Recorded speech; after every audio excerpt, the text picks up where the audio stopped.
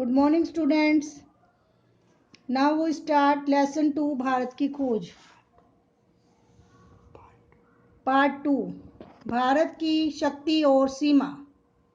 भारत की शक्ति और सीमा।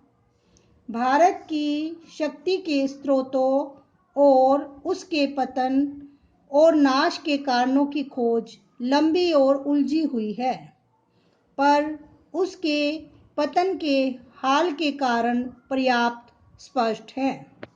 भारत तकनीक की दौड़ में पिछड़ गया और यूरोप, जो तमाम बातों में एक जमाने से पिछड़ा हुआ था, तकनीकी प्रगति के मामले में आगे निकल गया। इस तकनीकी विकास के पीछे विज्ञान की चेतना थी तथा हौसलामंद जीवनी शक्ति और मानसिकता थी। नई तकनीकों ने पश्चिमी यूरोप के देशों को सैनिक बल दिया और उनके लिए अपना विस्तार करके पूर्व पर अधिकार करना आसान हो गया।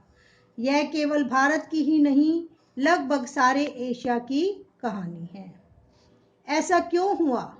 इस गुत्थी को सुलझाना ज़्यादा मुश्किल है, क्योंकि पुराने समय में तो भारत में मानसिक मेंटल सजगता और तकनीकी कौशल की कमी थी ही नहीं, किंतु बाद की सदियों में उत्तरोत्तर बाद की सदियों के बाद का जो समय आया, गिरावट का आभास होने लगता है। यानी कि लोगों के मेंटल लेवल में कमी आनी शुरू हो गई। जीवन की लालसा और उद्यम में कमी आ जाती है। क्षीण होती, कमजोर होती रचनात्मक प्रवृत्ति की जगह अनुकरण किसी चीज के पीछे चलना की प्रवृत्ति ले लेती है। जहां कामयाबी के साथ विद्रोही विचार पद्धति ने प्रकृति और ब्रह्मांड के रहस्यों को भेदने का प्रयास किया था, वहां शब्द आडंबर से लैस भाष्यकार उसकी जगह लेता दिखाई देने लगता है। भव्य कला और मूर्ति निर्माण का स्थान जटिल पच्चीकारी वाली सावधानी से की गई नक्काशी लेने लगी। प्रभावी किंतु सरल, सजीव और समृद्ध भाषा की जगह अत्यंत अलंकृत और जटिल टफ साहित्य शैली ने ले ली।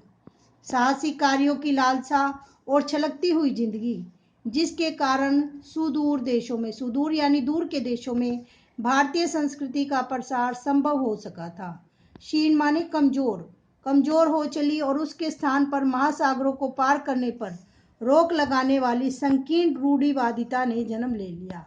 हमारे भारत में क्या माना जाता था कि महासागरों को पार करना शुभ नहीं है। जात पड़ताल की विवेकपूर्ण चेतना लुप्त होती जा रही थी और अतीत की अंधी मूर्ति पूजा ने उसकी जगह ले ली। यानी कि लोगों में अवेयरनेस नहीं थी और वो अंधविश्वास में फंस गए। अतीत के विकट भार ने उसे कुचल कर रख दिया और वह एक तरह की मूर्छा से ग्रस्त हो गई। मानसिक जड़ता यानी कि मेंटल लेवल रुक जाना और शारीरिक थकावट की इस हालत में भारत का हरास माने पतन होने लगा। वह गतिहीन और जड़ हो गया। जड़ माने स्थिर हो गया। गतिहीन यानी उसकी काम करने की जो शक्ति थी, काम करने की जो प्रोग्रेस रिपोर्ट थी, वो खत्म हो गई। जबकि विश्व के दूसरे देश प्रगति के पथ पर बढ़ते गए, किंतु यह स्थिति का पूरा और पूर्णतः सही सर्वेक्षण नहीं है। यदि केवल जड़ता और गतिहीनता का एक रस और लंबा दौर रहा होता तो उसका नाता अतीत से पूरी तरह टूट जाता। एक युग का अंत और उसके ध्वंस माने नष्ट हुए पर किसी नई चीज का निर्माण होता है। यानी विनाश में ही नव निर्माण के अंकुर छिपे होते हैं। जब एक चीज समाप्त होती है तो नई चीज उत्पन्न होती है। इस तरह का क्रम भंग नहीं हुआ और भारत में भी निरंतरता बनी रही। इसके अलावा समय समय पर पुनर्जागरण के दौर आते रहे। नए को समझने और उसे अनुकूल बनाकर कम से कम पुराने के उस अंश के साथ जिसको रक्षा करने लायक समझा गया, उसका सामंजस्य करने के प्रयास साफ दिखाई पड़ते हैं। अक्सर पुराने का केवल बाहरी ढांचा प्रतीक के रूप में बचा रहा और उसकी अंतर वस्तु बदल गई।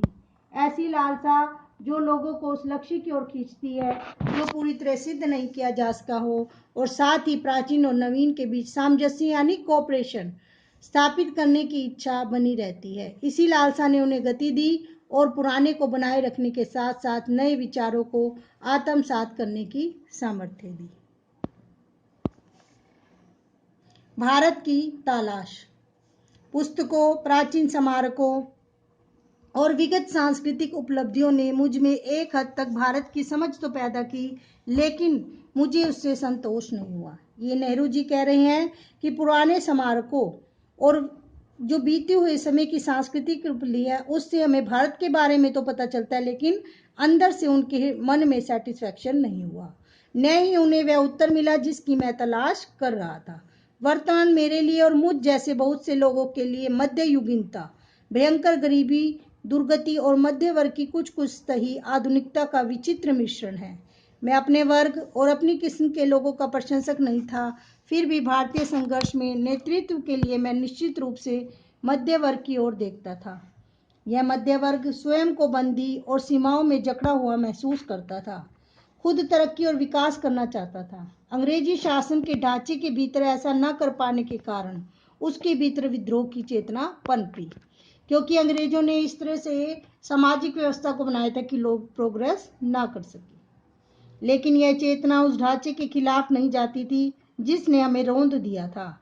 ये उस ढांचे को बनाए रखना चाहते थे और अंग्रेजों को हटाकर उसका संचालन करना चाहते थे। ये मध्य वर्ग के लोग इस हद तक इस ढांचे की पैदाइश थे कि उसे चुनौती देना या उसे उखाड़ फेंकने का प्रयास करना इनके बस की बात नहीं थी। नई ताकतों ने सिर उठाया और वे हमें ग्रामीण जनता की ओर ले गई। पहली बार एक नया और दूसरे ढंग का भारत उन युवा बुद्धिजीवियों के सामने आया जो इसके अस्तित्व को लगभग भूल ही गए थे या उसे बहुत कम अहमियत देते थे। यह दृश्य बेचैन कर देने वाला था, इसलिए कि उसने हमारे कुछ मूल्यों और निष्कर्षों में संदेह उत्पन्न कर दिया था। तब हम भारत के वास्तविक रूप की तलाश शुरू की और इससे हमारे भीतर इसकी समझ और द्वंद्व दोनों ही पैदा हुए। कुछ लोग इस ग्रामीण समुदाय से पहले से परिचित थे, इसलिए उन्हें कोई नया उत्तेजक अनुभव नहीं हुआ, पर मेरे लिए यह सही अर्थों में नई तलाश के लिए यात्रा थी। गोया कि मुझे बराबर अपने लोगों की असफलता और कमजोरियों का दर्द भरा एहसास रहता था, पर भारत की ग्रामीण जनता में कुछ ऐसा था जिसे परिभाषित करना कठिन है, पर मुझे बराबर आकर्षित किया। उसमें कुछ ऐसी बात है जो मध्य वर्ग में अनुपस्थित थी, यानी कि गांव के लोगों के अंदर कुछ ऐसी विशेषताएं हैं जो यकायकी लोगों को अपनी ओर आकर्षित कर लेती है। मैं आम जनता की अवधारणा को काल्पनिक नहीं बनाना चाहता। मेरे लिए भारत के लोगों का अपनी सारी विविधता के साथ वास्तविक अस्तित्व है। उनकी विशाल संख्या के बावजूद मैं उनके बारे में अनिश्चित समुदाय के नहीं, व्यक्तियों के रूप में सोचने की कोशिश करता हूँ। चूंकि मैंने उनसे बहुत अपेक्षाएं नहीं रखी, शायद इसलिए मुझे निराशा भी नहीं हुई। हमें निराशा कब होती है? जब हम किसी से एक्सपेक्टेशन रखते हैं। यदि हम किसी से कुछ लेने की इच्छा न रखें तो अगर हमें कुछ मिल जाता है तो बहुत अच्छी बात, अगर नहीं मिलती तो हमें निराशा नहीं होती। मैंने जितनी उम्मीद की थी उससे कहीं अधिक पाया। मुझे सूझा कि इसका कारण और इसके साथ ही उनमें जो एक प्रकार की दृढ़ता और अंतःशक्ति है उसका कारण भारत की प्राचीन सांस्कृतिक परंपरा है, जिसे उन्होंने कुछ अंश में अब भी बचाए रखा है।